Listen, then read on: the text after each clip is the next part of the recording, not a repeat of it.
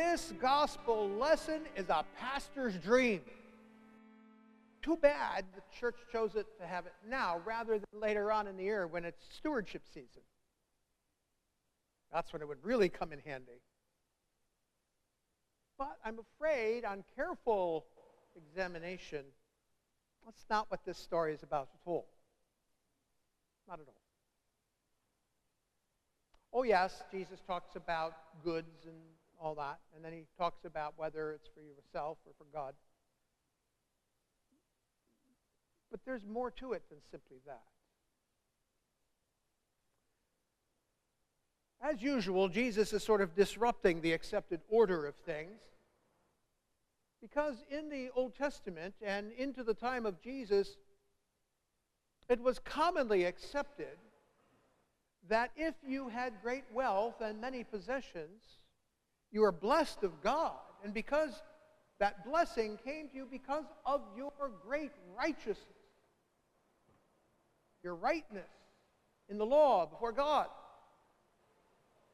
So the idea was, if you had many possessions and great wealth, oh, that must be someone close to God. And if you were at the margins of society, if you were poor, you were sick, or any of those kinds of things, oh, well, you were cursed of God. Somehow, that's how God sorted the world out. But Jesus says, no, it's not like that at all. In fact, the many possessions that we have, they're all neutral. They don't really count whether we are blessed of God or not. Because they are part of God's creation, they belong all to God. They don't belong to us at all. And maybe that's part of what Jesus was getting at here, because when you look at the story carefully, you may have even heard me emphasize it a little bit more than usual, the pronoun I, or the possessive pronoun my. A lot of first-person pronouns going on in that story. There's a point to that.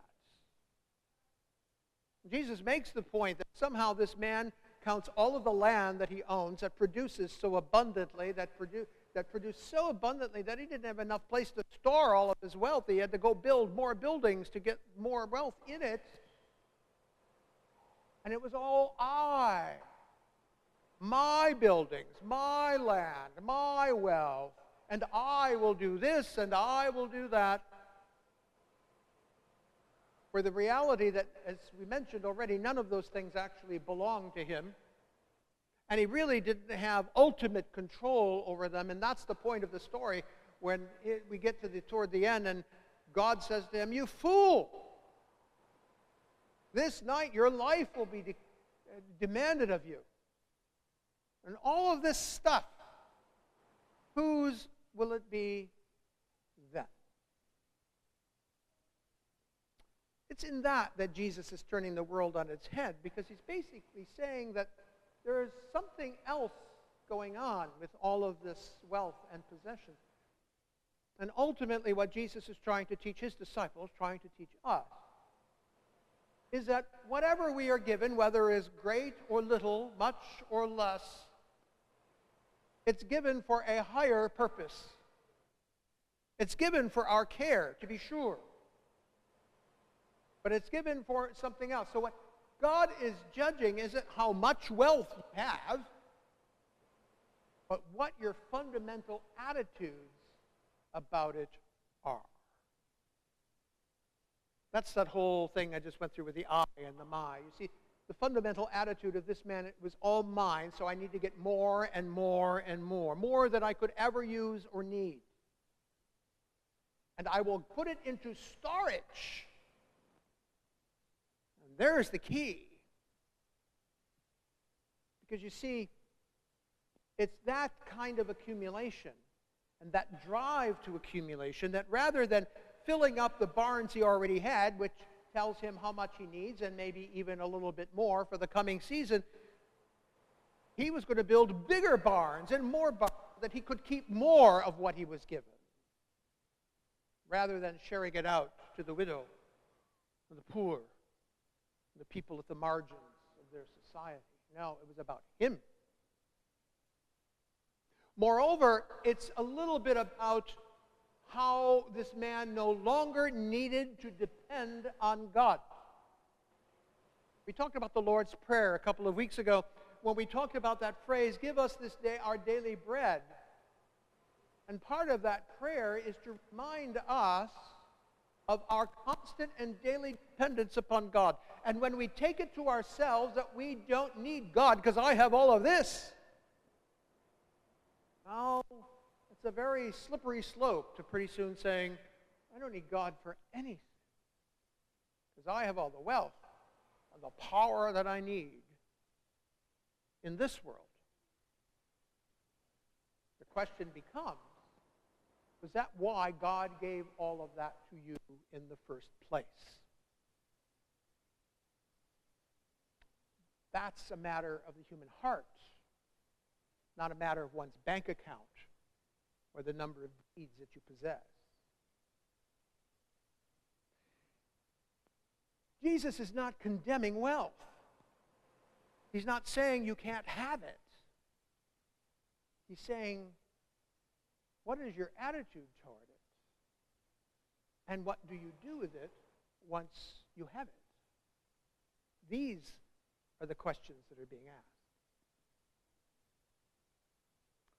We could ask the same thing not only of us as individuals, but we could ask it of ourselves as an institution, as the church. Why do we accumulate anything? The question needs to be, is it for our own self-aggrandizement, our image in the world? Or is it so that we are better able to proclaim the mission of Jesus in the world, to proclaim the good news to the poor, to heal the sick, to make the lame walk again, and so on, that mission that Jesus proclaims in the synagogue on that first Sabbath, when he reads from the scroll of the prophet Isaiah. Now, Jesus is not condemning wealth. He's asking us, what do you do with it? Because it isn't yours ultimately.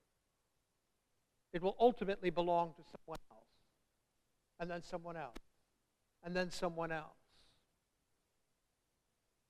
You've never seen, as it's said, a U-Haul truck behind a hearse.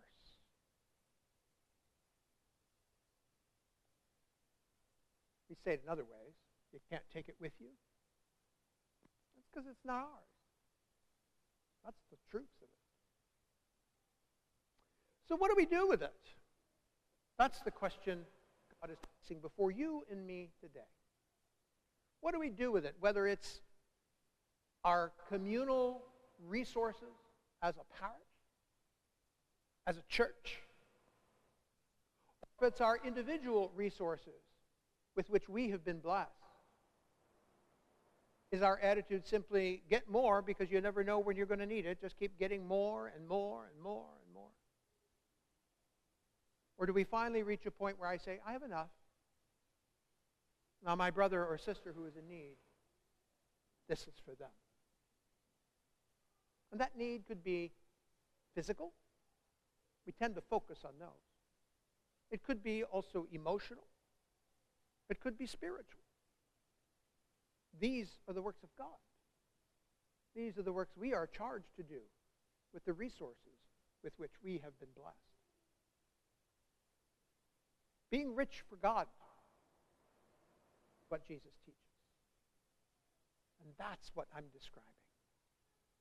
How the kingdom of God can come alive if we forget trying to depend only on ourselves and depend on God and trust in God that he will give us our daily bread.